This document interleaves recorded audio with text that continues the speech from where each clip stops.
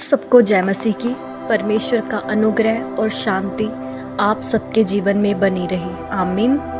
आज के वचन का विषय है प्रार्थना क्या है, प्रार्थना कितने प्रकार की होती है और हमें प्रार्थना क्यों करनी चाहिए।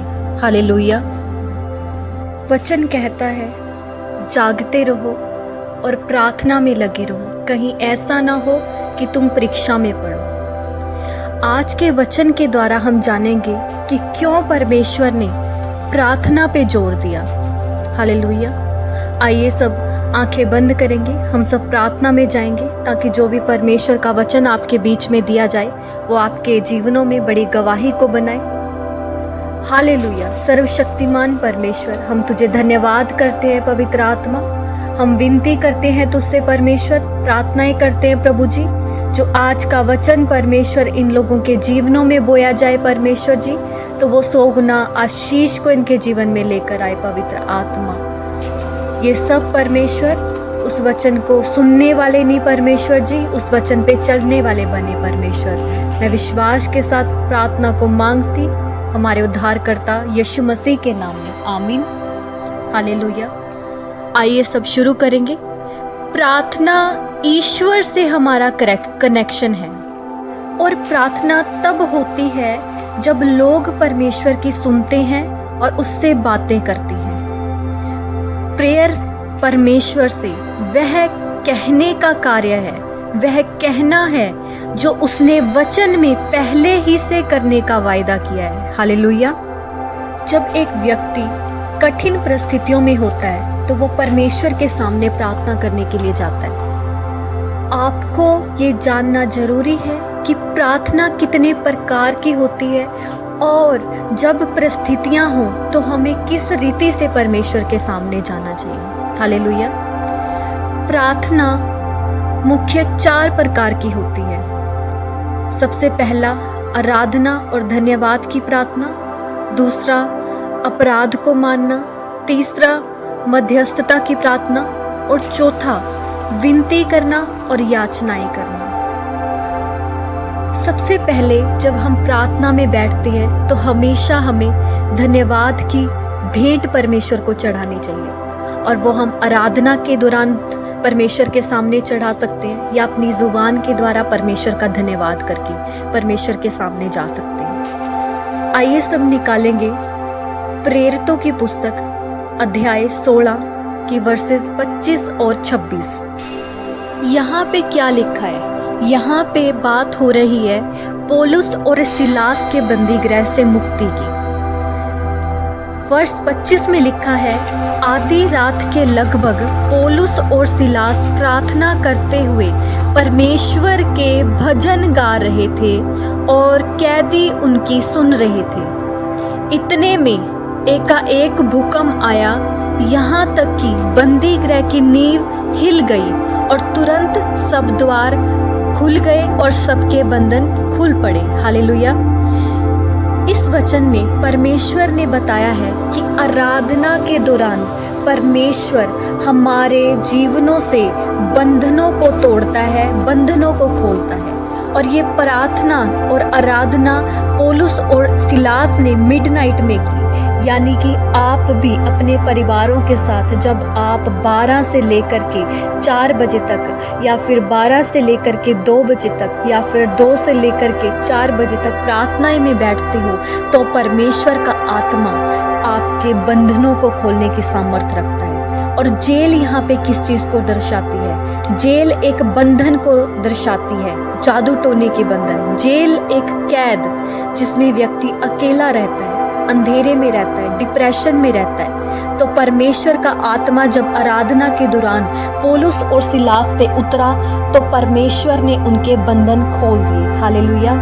तो इसीलिए जब आप आराधना और धन्यवाद करते हो तो परमेश्वर का आत्मा आराधना और धन्यवाद की प्रार्थना के दौरान आपके बंधनों को खोलता है। अगर आज आपको लगता है कि आपके जीवन में कोई बंधन है, पीढ़ियों से चला रहा कोई श्राप है, जैसे कि हम देखते हैं अब्राहम की पत्नी सारा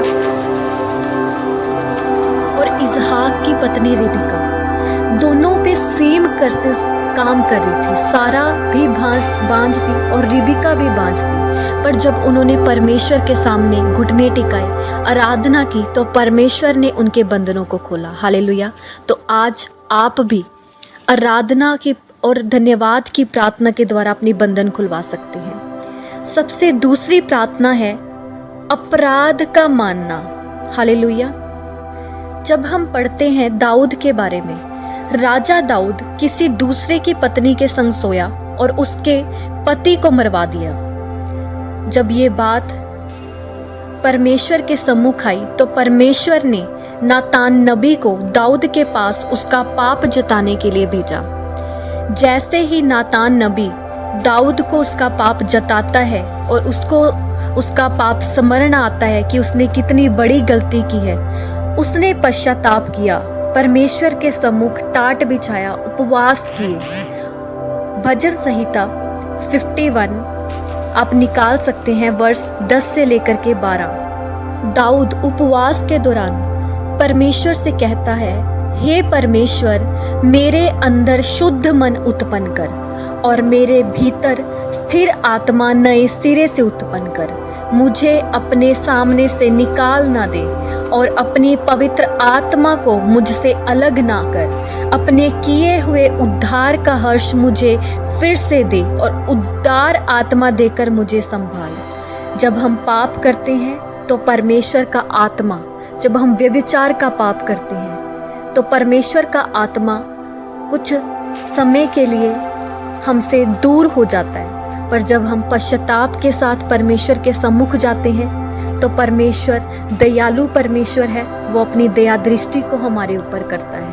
आज अगर आपको लगता है कि आपके जीवन में कोई ऐसा पाप आपसे हुआ है जिसको देख करके या जिसके कारण आपकी आशीषें रुकी हैं, तो आज आप भी दाऊद के जैसे अपने पाप को परमेश्वर के सम्मुख रखें कि हाँ पिता, हाँ अब्बा, मैंने भी पाप किया है। कन्फेस करें उस पाप को, तो परमेश्वर दयालु परमेश्वर है। और जब दाऊद ने अपने इस पाप को जो उसने किया था परमेश्वर के सामने माना, तो परमेश्वर ने उसका प्रतिफल दाऊद को दिया और उसकी पत्नी से सुलेमान उत्पन्न हुआ। और वचन बताता है कि सुलेमान यहोवा का प्रिय हुआ। परमेश्वर ने सुलेमान को उसके पिता की गद्दी दी, उसको बुद्धि और समृद्धि से तृप्त किया। हालेलुया। परमेश्वर पश्चाताप की प्रार्थना के द्वारा हमारी शुद्धि लेता है। परमेश्वर हमें आशीष देता है। जिस नाई परमेश्वर ने सुलेमान को बुद्धि दी, धन समृद्धि दी, इसी नाई परमेश्वर हमें बढ़ाता है जब हम अपने पाप को कन्फेस करते हैं। हालेलुया। और तीसरी प्रेयर है मध्यस्थता की प्रार्थना। हालेलुया। आप सब वचन निकाल सकते हैं, उत्पत्ति 18 वर्ष 22 से लेकर 33 तक। इस वचन में परमेश्वर ने सदोम और अमोरा ऐसे नगर थे, उनका वर्णन किया है। परमेश्वर ने बताया है कि सदोम और अमोरा में ऐसे पाप होते थे जो परमेश्वर के सामने घृणित थे। सदोम और अमोरा ऐसे नगर थे जहाँ पे अब्राहम का भतीजा लूत रहता था। इसलिए अब्राहम ने लूत के बचाव के लिए परमेश्वर के सामने मध्यस्थता की प्रार्थना की। मध्यस्थता की प्रार्थना वो प्रार्थना होती है जब हम किसी दूसरे व्यक्ति के लिए, हमारे परिवारों के लिए परमेश्वर के सम्मुख जाकर प्रार्थना करते हैं। और अब्राहम ने परमेश्वर को सदोम और अमोरा में रह रहे धर्मी व्यक्तियों की दुहाई दी। हालेलुया। पढ़ेंगे वचन उत्पत्ति 18 की वर्ष 22 से। तब वे पुरुष वहां से मुड़ के सदोम की ओर जाने लगे, पर अब्राहम यहोवा के आगे खड़ा रह गया। तब अब्राहम उसके समीप जाकर कहने लगा, किसके समीप जाकर कहने लगा? परमेश्वर के समीप जाकर कहने लगा, क्या तू सचमुच दुष्ट के संग धर्मी का भी नाश करेगा? कदाचित उस नगर में 50 धर्मी हो तो क्या तू सचमुच उस स्थान को नष्ट करेगा और उन 50 धर्मियों के कारण जो उसमें हो ना छोड़ेगा? इस प्रकार का काम करना तुझसे दूर रहे कि दुष्ट के संग धर्मी को भी मार डाले और धर्मी दुष्ट जनों की एक ही दशा हो। यह मुझसे दूर रहे। क्या सारी पृथ्वी का न्यायी न्याय न करे? यहोवा ने कहा, यदि मुझे सदोम में 50 धर्मी मिले तो उनके कारण उस सारे स्थान को छोड़ूंगा। फिर अब्राहम ने कहा, हे प्रभु सुन, मैं तो मिट्टी और राख हूँ, तो भी मैंने इतनी ढिठाई की है कि तुझसे बातें करूं।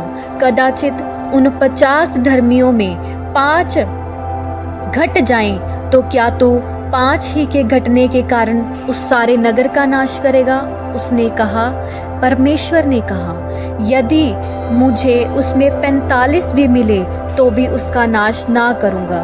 फिर उसने उससे यह भी कहा, यदि कदाचित वहाँ 40 मिले, उसने कहा, तो मैं 40 के कारण भी ऐसा ना करूँगा। फिर उसने कहा, हे प्रभु, क्रोध ना करे तो मैं कुछ और कहूँ। कदाचित वहाँ 30 मिले, उसने कहा, यदि मुझे वहाँ 30 भी मिले तो भी ऐसा ना करूँगा।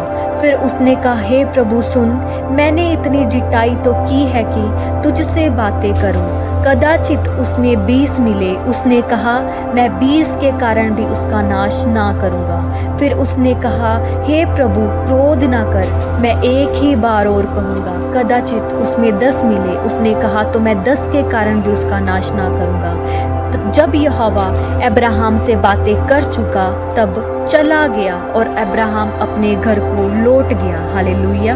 अब्राहम की मध्यस्थता की प्रार्थना के कारण परमेश्वर ने लूत और उसके घराने को सुरक्षा दी। परमेश्वर ने बड़े उद्धार को लूत के जीवन में दिखाया। हालेलुया।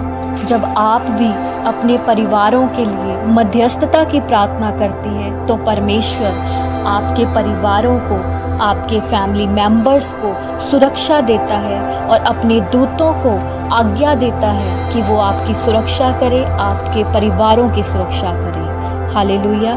हम परमेश्वर के सामने शत्रुओं और बीमारियों से बचाव के लिए मध्यस्थता की प्रार्थना के द्वारा विनती कर सकते हैं। हालेलुया। चौथा प्रार्थना का विषय है आत्मिक सच को जानने के लिए प्रार्थना।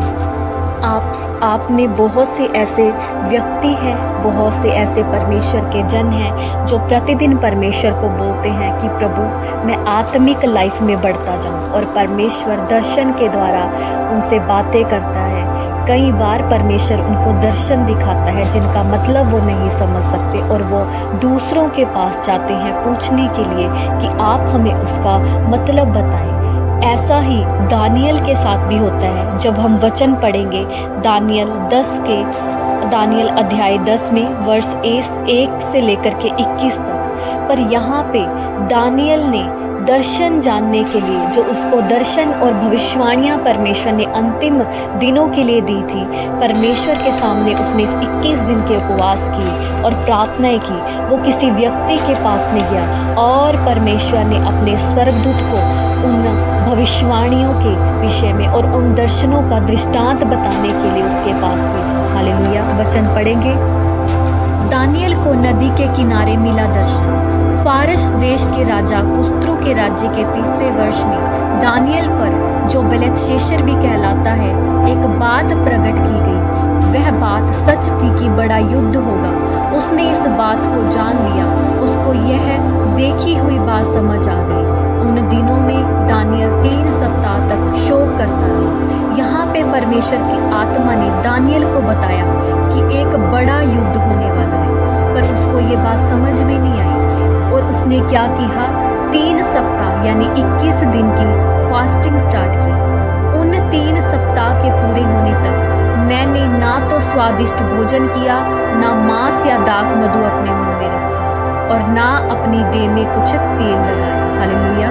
स्वादिष्ट भोजन, ये जब कुछ लोग उपवास करते हैं, उपवास खुलने के बाद में वो चिकन खाते हैं या स्वादिष्ट भोजन खाते हैं। इसमें परमेश्वर ने बताया है, दानियल ने जो उपवास किए उसमें उसने साग पात खाया, स्वादिष्ट भोजन नहीं किया। उसने कोई भी मीठी वस्तु या दाख मधु वो नहीं खाया और अपनी देह पे कुछ भी कुछ अपनी देह पे तेल लगाया। फिर पहले महीने के 24वें दिन को जब मैं हिदकेल नामक नदी के तट पर था, तब मैंने आंखें उठाकर देखा कि सन का वस्त्र पहने हुए उफाज देश के कुंदन से कमर बांधे हुए पुरुष खड़ा है। उसका शरीर फिरोजा के समान, उसका मुख बिजली के समान, उसकी आंखें जलती हुई दीपक की सी और उसकी बाहें और पांव चमकाए हुए पीतल के सी। उसके वचनों का शब्द बीड़ों के शब्द का सा था।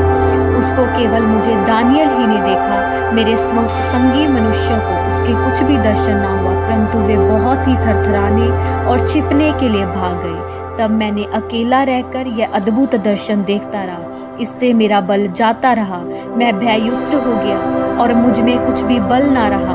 तो भी मैंने उस पुरुष के वचनों का शब्द सुना। जब वह मुझे सुनाई पड़ा, तब वह मुंह के बल गिर पड़ा और गहरी नींद में भूमि पर औंधे मुंह पड़ा रहा। जब दानियल को यह दर्शन आता है तो परमेश्वर उसको समझाने के लिए अपने एक स्वर्गदूत को उसके पास भेजता है। पढ़ेंगे वर्ष 10 को। फिर किसी ने अपने हाथ से मेरी देह को छुआ और मुझे उठाकर घुटनों और हथेलियों के बल थरथराते हुए बिठा दिया। तब उसने मुझसे कहा, हे दानियल, हे अति प्रिय पुरुष, जो वचन मैं तुझसे कहता हूँ उसे समझ ले और सीधा खड़ा हो, क्योंकि मैं अभी तेरे पास भेजा गया हूँ। जब उसने मुझसे यह वचन कहा, तब मैं खड़ा तो हो गया, परंतु थरथराता रहा। परमेश्वर का आत्मा आपको, यदि आप प्रार्थनाएं करने वाले व्यक्ति हैं, तो अपने स्वर्गदूतों को आपके पास भेजता है। यहाँ पे लिखा गया है कि परमेश्वर ने दानियल को उन भविष्यवाणियों का, उन अंतिम समूह का अर्थ बताने के लिए अपने स्वर्गदूत को भेजा और वो स्वर्गदूत ने दानियल को उन दृष्टांतों का अर्थ बताया। हालेलुया। पढ़ेंगे वर्ष 12 को। फिर उसने मुझसे कहा, हे दानियल, मत डर, क्योंकि पहले ही दिन को जब तूने मुझे बूझने के लिए मन लगाया, अपने परमेश्वर के सामने अपने मन को दीन किया, उसी दिन तेरे वचन सुने गए। मैं तेरे वचनों के कारण आ गया हूँ। हालेलुया।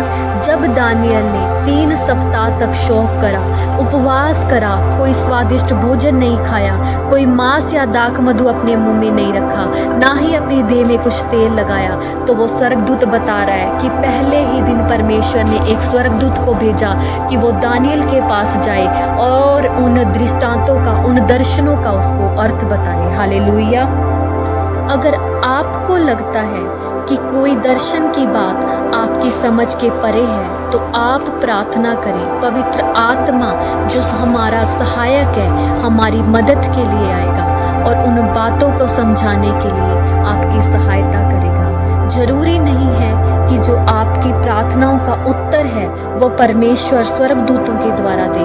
परमेश्वर किसी भी जरिए को इस्तेमाल कर सकता है आपको आपकी बातों का या आपके क्वेश्चंस का आंसर बताने के लिए। वह अपने किसी दास को या फिर किसी भी दोस्त को, आपके फैमिली मेंबर्स को इस्तेमाल कर सकता है और किसी भी रीति से आपकी प्रार्थनाओं का उत्तर दे सकता है। प्रार्थना हमें आत्मिकता की ओर लेकर के जाती है। हालेलुया। आज के वचन में हमने पढ़ा आराधना और प्रार्थना, धन्यवाद, हमारे बंधन खोलती है। सेकंड, जब हम अपने अपराध को परमेश्वर के सामने मानते हैं तो परमेश्वर हमारी शुद्धि लेता है और हमें आशीष देता है।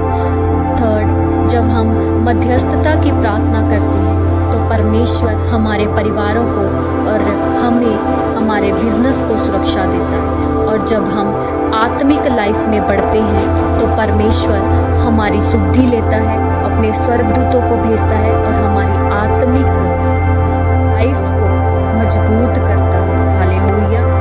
परमेश्वर का वचन पढ़े जाने पर और सुने जाने पर आप सबको आशीष मिले। सबको जय मसीह की। God bless you.